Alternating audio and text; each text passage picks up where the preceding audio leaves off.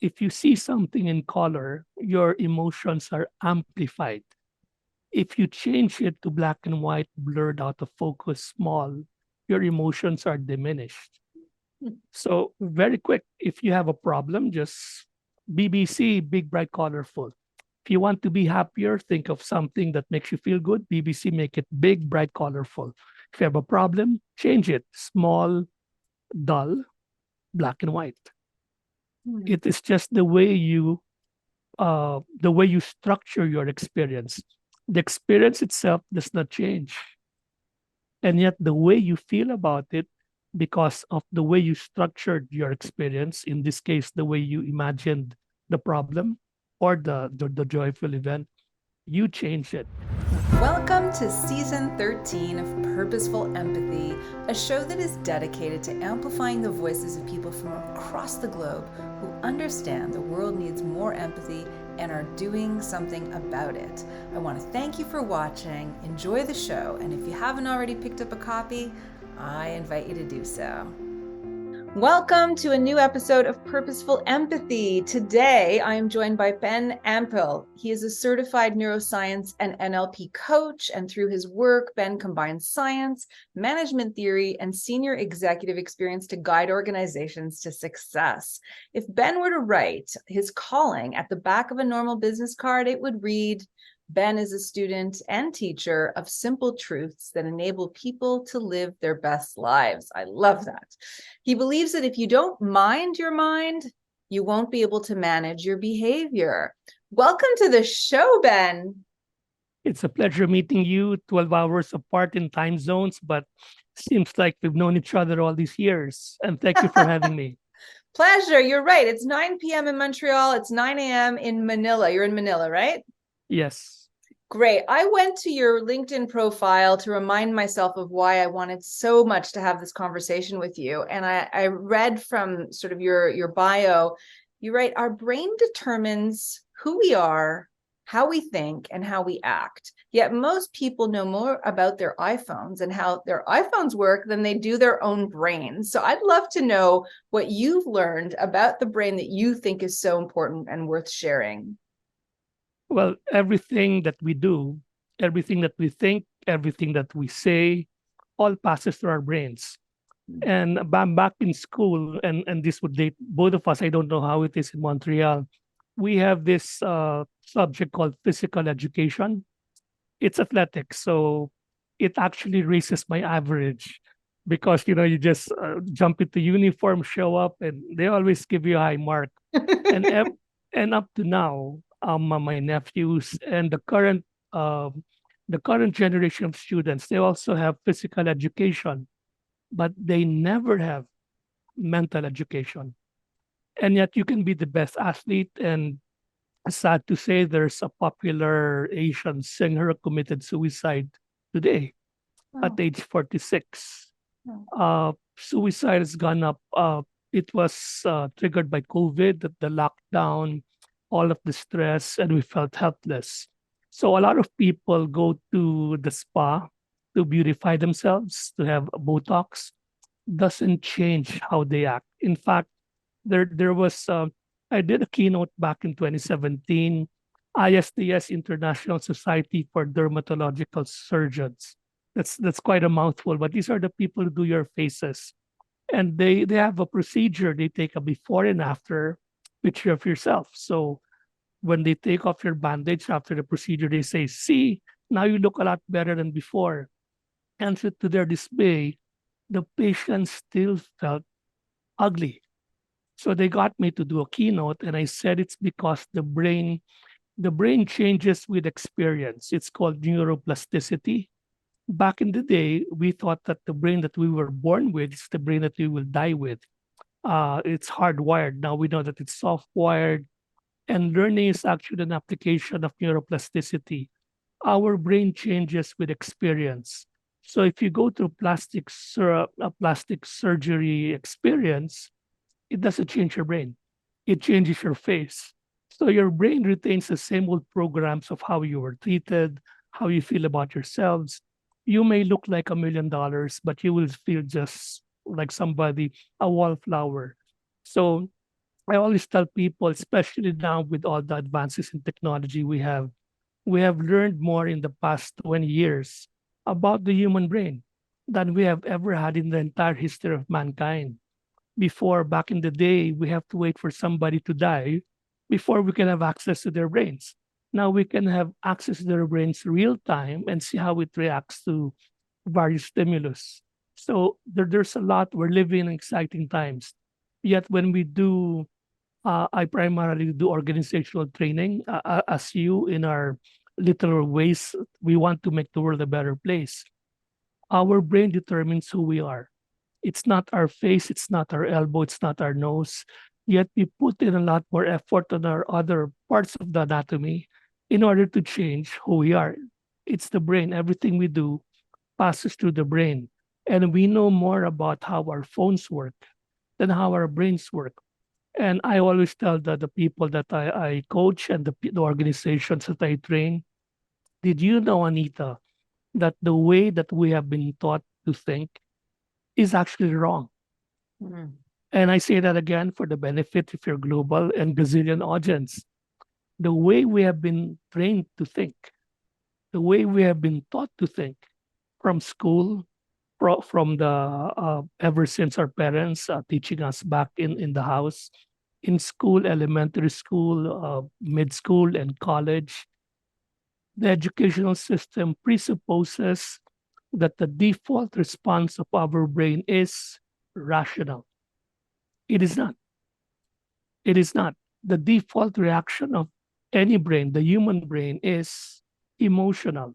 Hmm. So when you went to college, they would teach you psychology, and it presupposes that the student and the teacher you interact on a subject and you're interacting rationally, but actually it's filtered through emotions. And that is because the human brain is the most energy consumptive organ of the body. It only weighs 2% of the total body weight. So if you weigh 100 pounds, your brain only takes up 2 pounds, very light. The heaviest organ of the whole body is the skeletal system. So the brain only weighs 2%, but it consumes 20% of our caloric intake for the day. That's why, note to everybody, watch what you eat for breakfast. Having coffee will not see you through 10 a.m. meetings. So back to regular programming, our brain is energy consumptive and it is primarily programmed to keep us alive. So it wants to conserve energy, and thinking takes a lot of energy. I would ask you, Anita, if you were, I don't know the traffic situation in Montreal, in Manila, it's manic. People cut in and out of lanes. If you were driving and somebody cut into your lane, which one is easier for you to do? To be angry or to keep your cool and assume perhaps the person is in an emergency, try to rationalize the behavior and accept it as normal? No, you'll react like, "Mm." Exactly. And that's because emotions take up less energy than cognitive analysis. Mm. So the brain wants to conserve energy. And we've all heard the amygdala. It's the emotional part of the brain. It's getting a bad rap because the amygdala is a generic neutral part of the brain. It's not the bad cop. It is a threat detection machine, but threat detection is good for us. Otherwise, like before, I would tell my mom, "Mom, I wish I didn't feel any pain." And my mother would tell me, if that were true, you'd have bruises all over your body by now. So pain is good. Similarly, amygdala threat detection is good.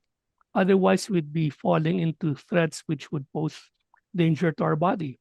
But the key is the threat is either real or imagined. And that's where empathy, which you specialize on, Anita, comes in. Empathy is the ability to feel and understand. So there's an emotional and rational component. I may, for example, understand how the people in war-torn countries feel. I understand how they feel, but I cannot feel what they're feeling because I've never been to war.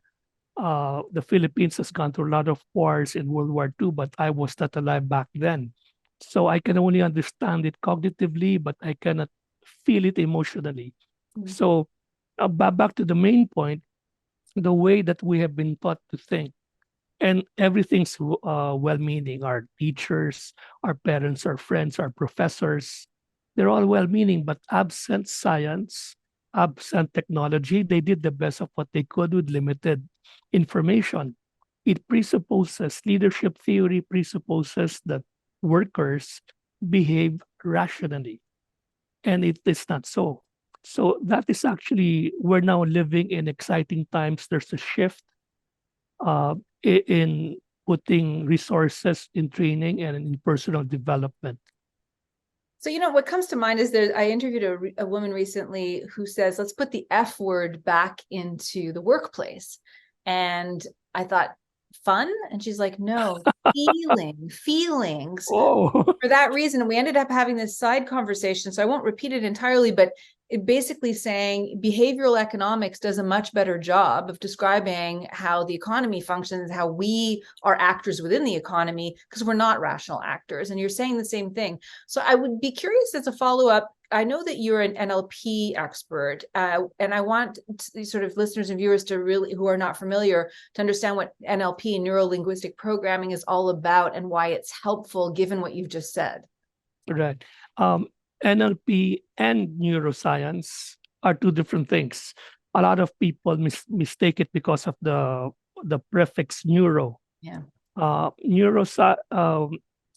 And I use superheroes because whenever we talk about the brain, our eyebrows knit together. I define neuroscience using Batman. Neuroscience is just Batman. It's the study of the B brain, how it A acts, how it T thinks, Bat.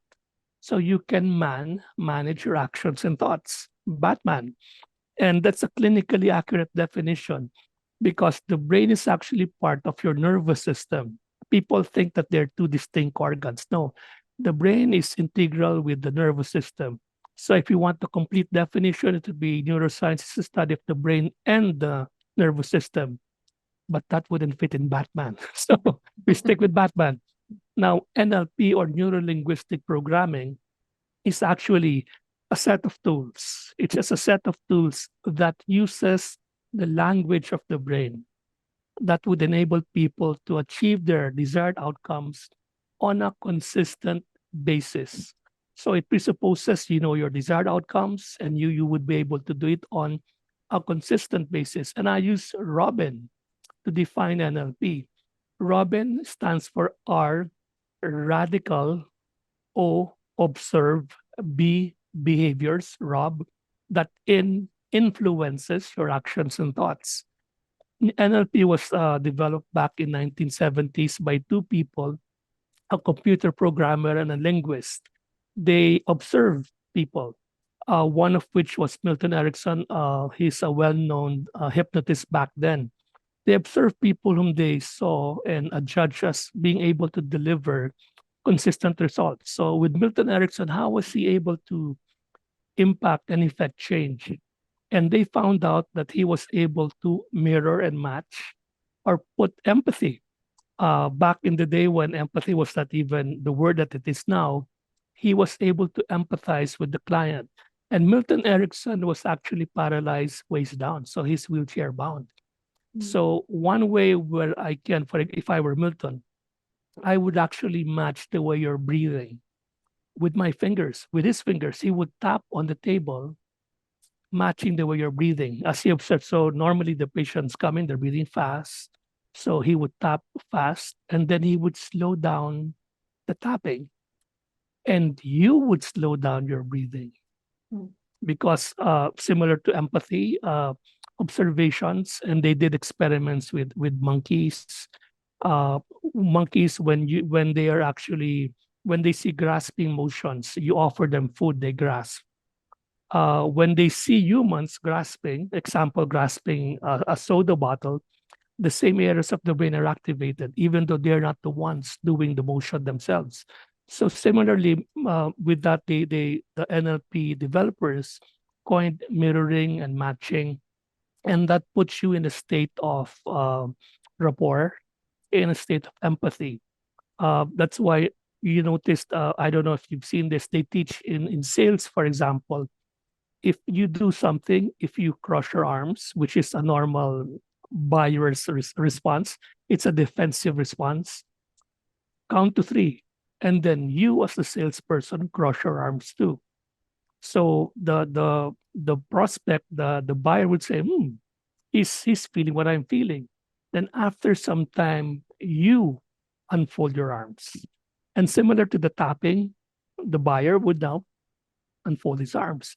He's now more open to your suggestions. So that's Milton Erickson. Another one was Virginia Satir. She was a family counselor, putting uh, husbands and wives or people who are fighting together.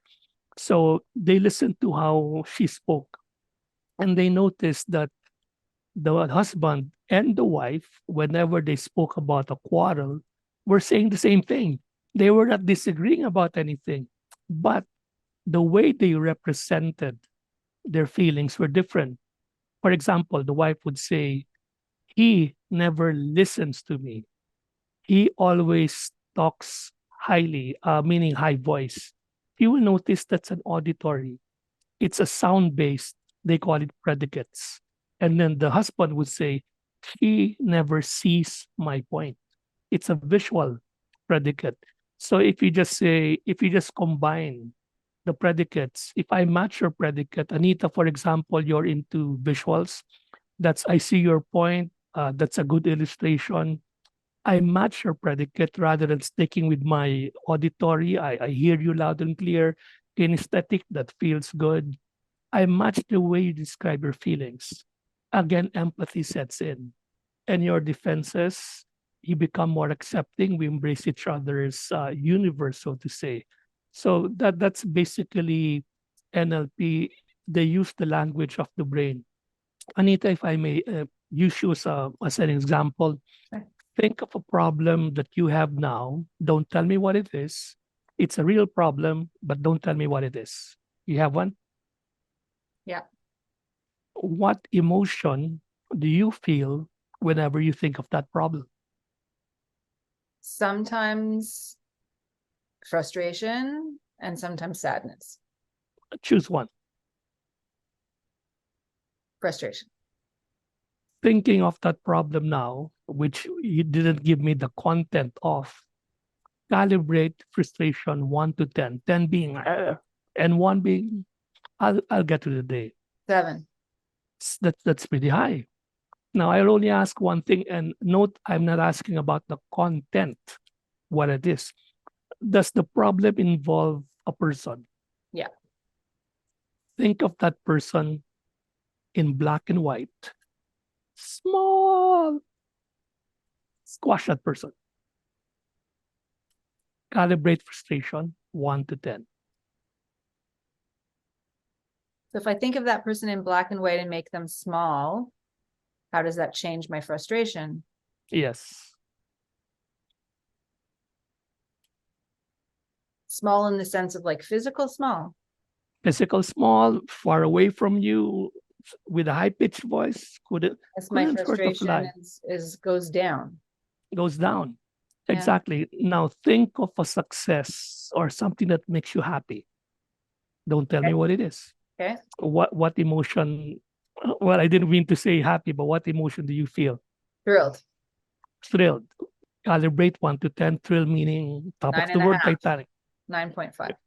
Again, does that image involve a person? Many. Many. Now think of those people as tall as the biggest building in Montreal, clapping for you, saying, Anita, you're the best, embracing you. Vivid color, spotlight, high definition. Calibrate your feeling. It hits the 10. So as you can see, the way we represent our emotions, which is a choice. We all have 5 senses, but I don't have to. I see you now in, fortunately, the Wi-Fi is good, so I see you in high definition now. You're in color. If you see something in color, your emotions are amplified. If you change it to black and white, blurred out of focus, small, your emotions are diminished. So very quick, if you have a problem, just BBC, big, bright, colorful. If you want to be happier, think of something that makes you feel good. BBC, make it big, bright, colorful. If you have a problem, change it. Small, dull, black and white. It is just the way you structure your experience. The experience itself does not change. And yet the way you feel about it, because of the way you structured your experience, in this case, the way you imagined the problem or the joyful event, you change it. Now, this is the kicker. Before NLP, they would say, don't worry about it. It's kind of past. They don't give you any tools by which to manage how you're feeling. NLP, because of observations, the people who developed it were not scientists or clinicians or psychologists. They just observe. It's called modeling. On a segue, the quickest way to success, for example, if I want to be more successful in public speaking, is just to get an idol, for example, Tony Robbins, and I would just observe him and get the DNA, distill the elements of how he does it that makes me want to emulate him, and then just follow the recipe of what he does. Modeling is the easiest way to success. You just model somebody. So if you want to be the best basketball player, you can model Michael Jordan. If you want to, be disciplined, model somebody else. So those are the aspects of NLP. So I would say that neuroscience is the hardware of the brain, and NLP is the software of the brain. They fit hand in glove. Fabulous. Hi there. At the risk of interrupting this great conversation, I just want to draw your attention to two things. There's over 150 episodes on the Purposeful Empathy channel. You may want to check them out, and I would invite you to press the subscribe button so that you get them into your mailbox every week so you don't miss a show. Thanks so much for watching. Without any ad spend or SEO, we have over 25,000 organic views. I want to thank you so much for watching. Again, hit the subscribe button. The world needs more empathy, and you have a role to play.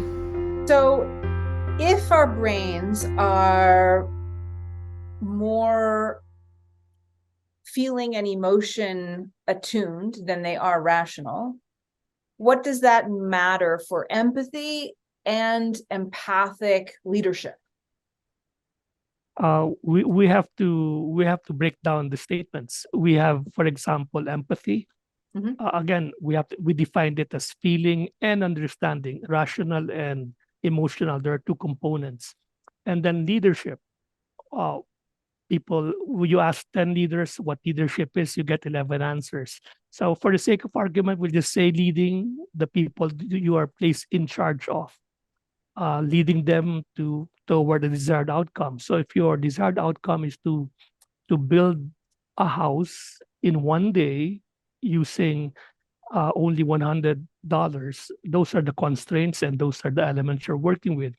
You as the leader would have to plan, lead, organize, and control and motivate your team to do that. Now, how does empathy come in? They found out through neuroscience that, Anita, how would you motivate somebody? How would I motivate somebody? Maybe sharing anecdotes of other people's success under the same circumstances. Okay, let's do something more tangible. If you wanted to motivate your staff, Kyla, and you wanted to do it with something tangible, I could inspire her by telling her how great her work is and that I'd like to offer this challenge to her. I certainly not my style, but I suppose theoretically it'd be possible to dangle like carrots or use sticks as a form of motivation. Right. Yeah, I would say, for example, I'll buy you coffee at Starbucks, for example. Yeah. Now, you and I, we had an appointment, 9 a.m. Manila, 9 p.m. Montreal. We showed up on time. Uh, par for the course. I don't feel excited, meaning we feel good. It would have been worse if you showed up late or I didn't show, or I showed up late. So let's make it physical. We were supposed to meet at the coffee shop. We both showed up. Feelings are neutral. We were supposed to meet in a coffee shop. We both showed up. I give you a gift. How would you feel? Great. Like happy to Okay, see you. right. Uh, so the first one was you expected me to be there at a certain time, and I was there. So emotions, empathy wise, neutral. I surprised you with a gift. Then you became excited. Then I say, Anita, it's a pleasure meeting you. Let's meet every day for Monday. We met on a Monday, Tuesday to Friday. Let's meet again. Tuesday, I give you a gift again. Wednesday, I give you a gift again. How would you feel on Thursday when I give you another gift? Probably neutral. Neutral, because the surprise element is already taken away. So the Right. point of research, and they did this with brain scanning, they're seeing how the brain responds to stimulus. If you tell somebody, I will give you this, if you do something, there's no surprise element. So if that person achieves the task and he or she gets the reward, there's no emotional uptick. So motivation, zero, zero. And that is actually mind shaking because the old motivational theory is, as you mentioned, carrot and stick. Carrot, I'll give you something. Stick, I'll whack your behind. Those are no surprises. It's already pre-announced. If you do it, carrot. If you don't do it, stick. But if it's a surprise element, then you become motivated. Applying this for children, never for parents, never say the word maybe to kids. Uh, for example, Susan, 7-year-old daughter, Susan, if you clean your room today, maybe we will go to the park. She cleans her room. And then she goes, Daddy, let's go to the park. I clean my room. And then you go, Susan, I said maybe. Now, rather than neutral, because the expectation was you go to the park, it goes down. It goes down. So if you say maybe, the child only knows if I do this, then we go to the park. The maybe does not kick in. And if you don't keep your uh, part of the deal as a parent, then you lose trust. And then the child becomes developing a habit of mistrusting authority figures. So the radical thing here is that with measurements, with brain imaging devices, it's actually a neurotransmitter called dopamine. They're able now to see that our old beliefs about motivation may actually not hold water. BPOs, business process outsourcing call centers, are big in my country, Philippines. Another big country is India. So whenever you have a credit card problem, you might be calling a Filipino 12 hours apart from your time zone and processing your call and trying to solve your problem. Now, because they work on a different shift, we have to adjust to Canadian time, and it's highly metricated. I have to solve your problem within 3 minutes, and it's all computerized, so you can see it. 2 minutes 50, and the client's still upset. So it's highly stressful. So one of my clients, they have buffet Fridays. Every Friday they go out for a buffet lunch, company sponsored. After the second Friday, they were not excited anymore because they knew it's gonna come. So when you want to motivate somebody, it has to have an element of being beyond what is expected, even add an element of surprise. So going back again to your platform of empathy, this will digress a bit. The challenge we have now is because of social media, we are now exposed to a whole range of emotions, emotions of a wide range of negatives and positives. We have abundance. We have people who pay money just to take a spaceship ride. And now space tourism is possible, something we've never dreamt of in our younger days. Then we see famine. And at a time when there's a lot of technology about making lab grown meat, how can people die of starvation? So the range of emotions being available to the common person, we're now 8 billion in the entire planet, is now wide. But only a certain part of those emotions are something that they can feel. Like I said in an earlier conversation, I don't understand. I understand the feeling of war, but I cannot feel it. I've never felt war before. I've never heard the sound of a bullet being fired. So there's now a lot of confusion. Also, a lot of negativity is being normalized because of social media. So the values that we are being taught, and that yet it's what I see in my feed, in my notifications, are totally different. So the concept of feeling how the other person feels, empathy, is now actually being challenged because you're now it's like before we only had to think of we only have to have a 10-word vocabulary, then we're okay for work. Now the requirement is you have to have a 1,000-word vocabulary. The demand is big, and every day there are just new words coming in, and we cannot cope up. So if somebody were to say, I understand how you feel, I would ask, do you really? Because I wouldn't mind if you don't, because there's now a lot of inputs coming in, and we are all caught off guard. Like I said, if you this morning I turned up the news that there's this Asian singer, very popular, who committed suicide at age 46. She has all the trappings of success, and she commits suicide. So how can you even begin to be empathetic about that? A lot of people would aspire to be where she is, and yet she does that.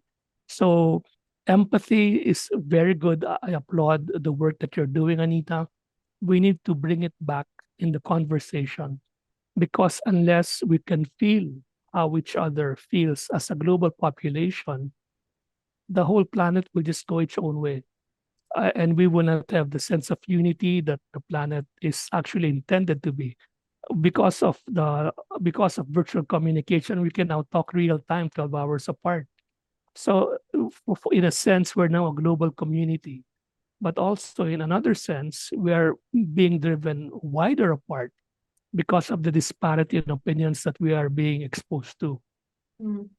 Now, okay, you've said a lot, and I feel like I want to pick up on that thread, but I want to just circle back to the carrots and sticks for a second, just to think of, well, if the element of surprise is so crucial to motivation, how do you sustain that over a long time with limited resources? So how would a leader sustain motivation with staff over a long period of time? It's a very good question. You attach motivation to the journey. So the task is A to B. You attach motivation to the journey from A to B, not to the achievement of B. So traditional theory would tell us that attach motivation to attainment of the task, successful attainment of the task according to specifications. That is actually a downhill thing. For example, think of something that the child wants right now. Now, let's say I want the latest iPhone, and Anita and I have no financial relationships with these brands we're mentioning. Give that to a child.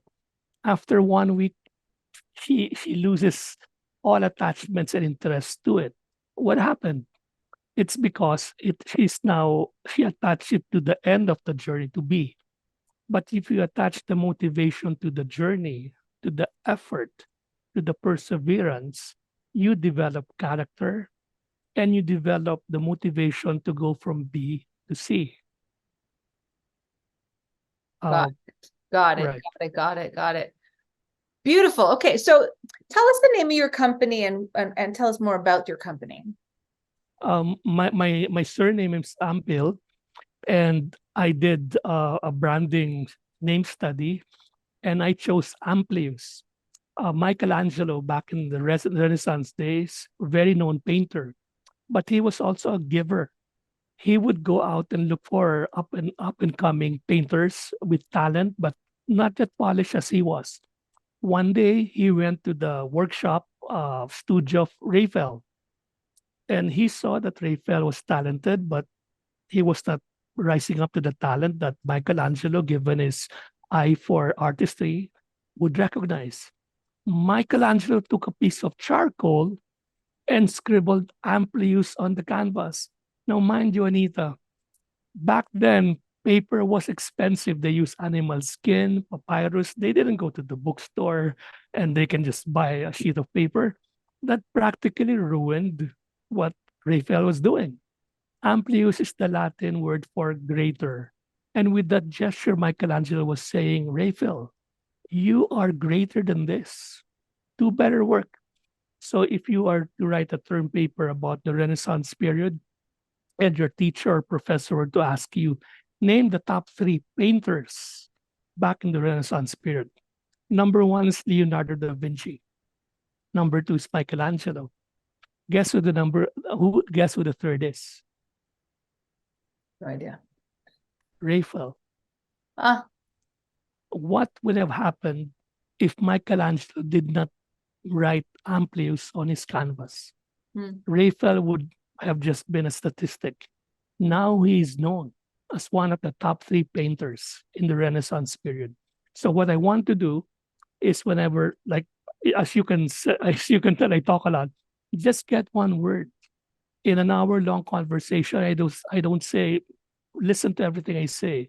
Leave here with just one Amplius word, because the best life that awaits you is only one decision away.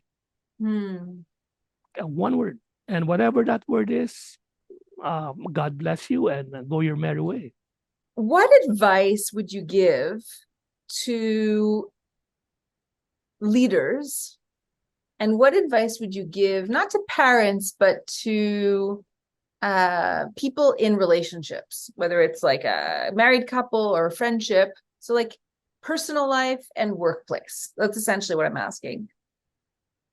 To take the best of the brain science that you have uncovered, and learn from NLP based on your journey, which includes studying neuroscience at Harvard. What would you offer as advice to leverage our brain to improve our relationships and the outcomes that we seek?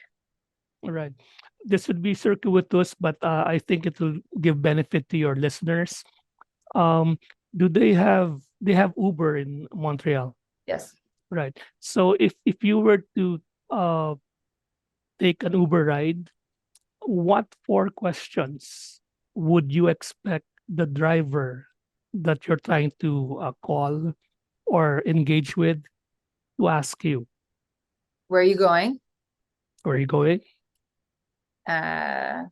When do you need to be picked up? Okay. How much is it going to cost?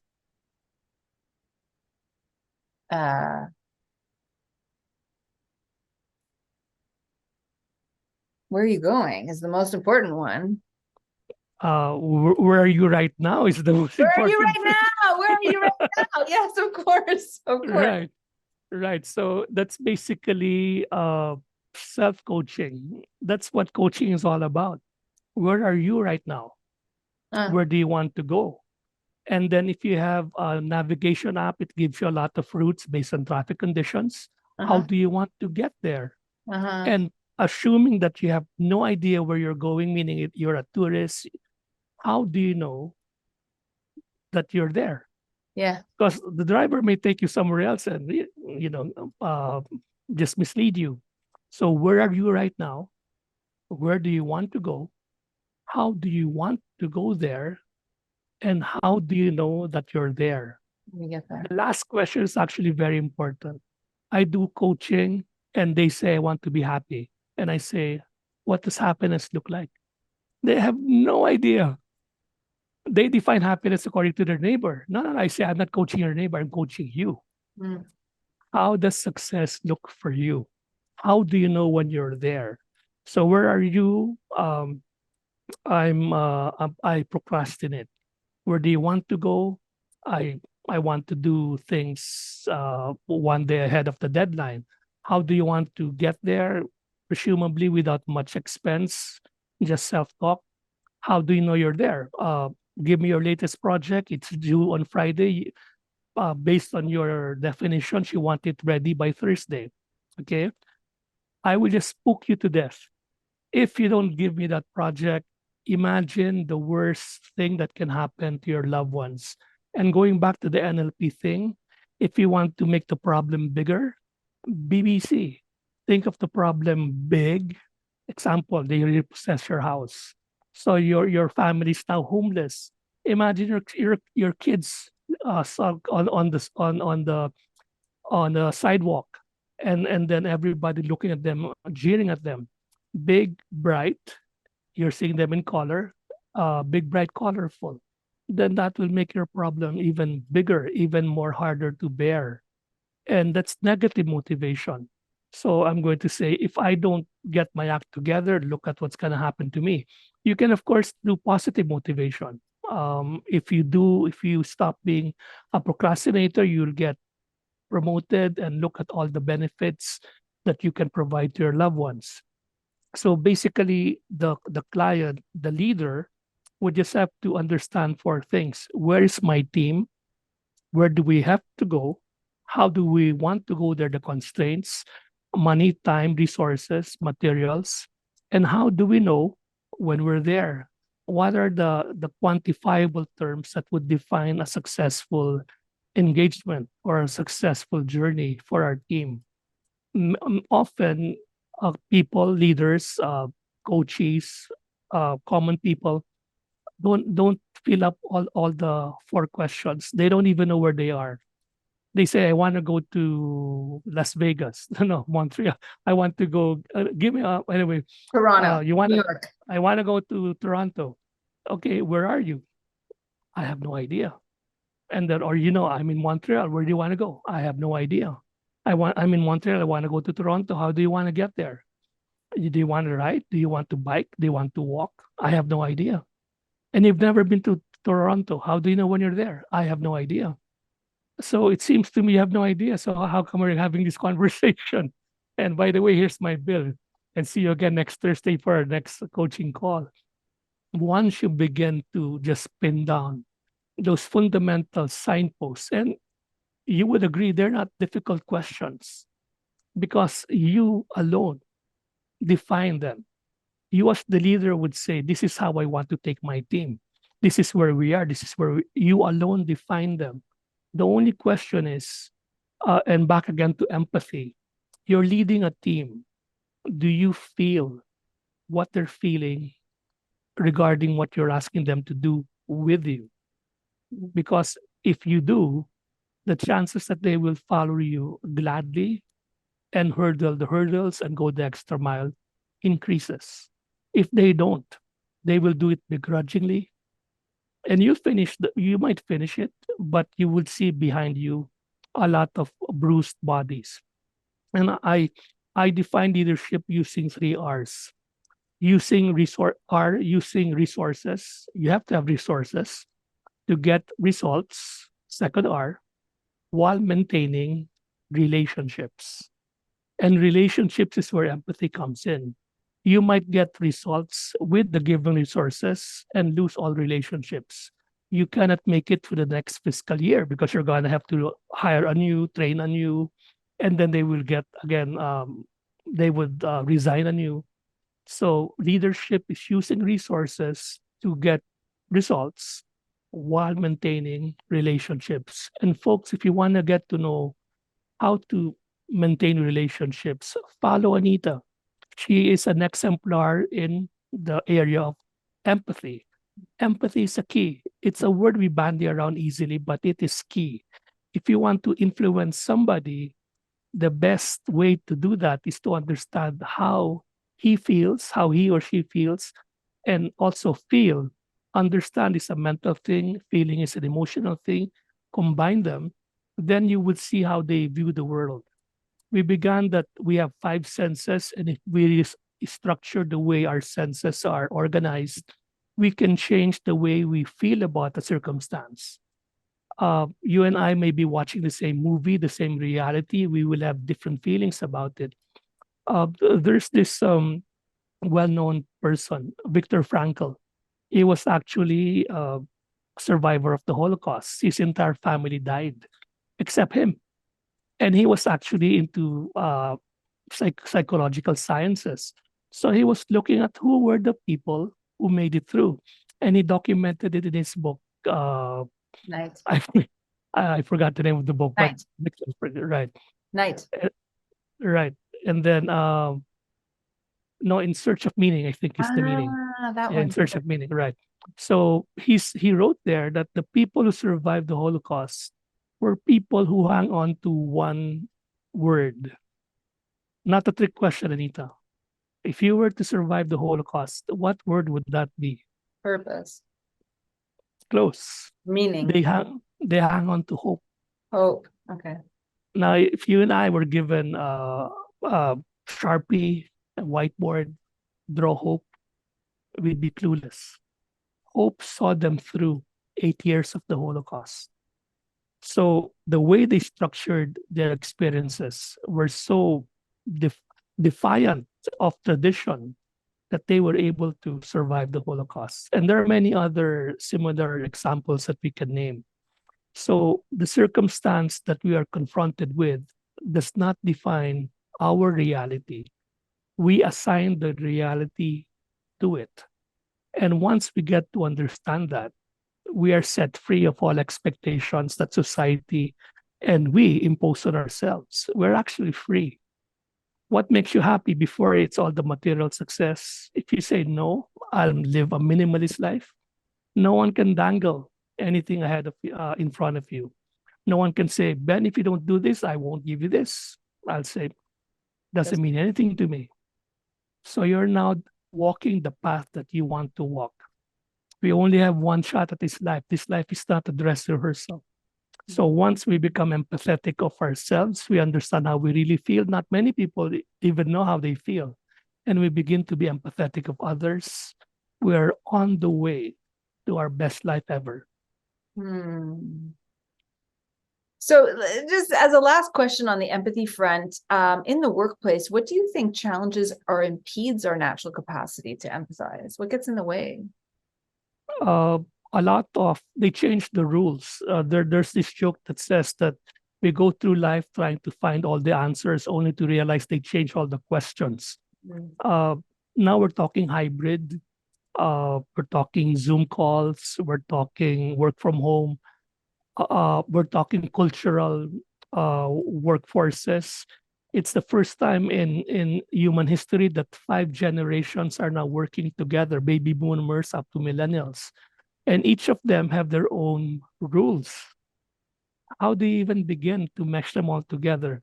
So for the leaders, the first would be identifying the Uber coaching technique. Where are we? Uh, it's hard to pin that down now because reality or the definition thereof is changing so rapidly that nobody knows what blue is, what red is. So we have to come to a common dictionary of meaning first. So for leaders, try to understand how your team defines a certain thing. Then if it works, try to make your definition aligned to that. Because the carrot and stick, the command and control way is this is my definition. You guys follow me. I'm the boss. No, guys, how do you define reality? You tell me. Make it anonymous. You can anyway anonymous inputs, and I see it. Then I make an effort to adjust my view to that. That is easier than forcing them to adjust their view to yours, because even with recession being forecasted for next year by most economists, people now, because of COVID lockdowns and deaths and the setting in of the shortness of life, they will leave you in a heartbeat. Don't even expect loyalty. So if you want to have a team, make them feel that you are there for them. So throw all the management books and just feel them. As you always say in your articles, in your podcast, Anita. And by the way, thank you for having me. I salute the work that you do. It has a great value to the marketplace. Empathy starts with you, and then you extend it to others, and then authentically honor them. Because even if they're not able to do what you want them to do, they will try, and they might even die trying to support you, because they can see that as the leader who didn't have to, you bent and you went the extra mile to see how they felt. Ben, let me ask you a final question. I ask this of all my guests. I never know what kind of story I will hear. That's why I love it. And I always find it a sweet note to end on. Can you think of a time in your life when you were on the receiving end of empathy and what that meant for you? Back in grade school, elementary school, the first years of education, I was forced to do a poetry reading by my classmates. I'm an introvert. Surprise. And now I do public speaking. So I forgot my lines. I ran off the stage, and that is the time in your life that everybody would just cajole you. No empathy. They would put you down, bury you, and stomp on you and spit at your grave. So they put me up to it, knowing that I didn't want to do it. I messed it up big time, and I ran. My teacher met me and said, Ben, remember this. You will be a world-class speaker one day. They don't know it, but they don't have to know it. The only person who has to know it is you. Last month, I did my TED Talks at that very same university. And that teacher was there. So I was just winking at him because it's recorded, so I didn't want to do anything weird. But I gave him a signal while I was doing my talk that I wouldn't be here had you not been kind enough to empathize with how I was feeling decades ago. Well, we'll include the link to your talk in the show notes, and we'll look out for the little wink to. Do you want to say his name? This teacher, this special empathic teacher. Well, we can just call him as Professor X. Shout out to Professor X. Great. Ben, thank you so much for sharing all your expertise, experience, insight, and passion for this work. Wishing you all the best in Manila. Thank you all for listening and watching, and we'll see you next week at Purposeful. Thank you so much. Thanks so much for watching this episode, and I hope you'll consider subscribing to the channel. Purposeful Empathy is devoted to amplifying the voices of people from across the globe who understand the world needs more empathy and are doing something about it. You've just done something about it by watching the show. Again, subscribe if you can, and consider picking up a copy today.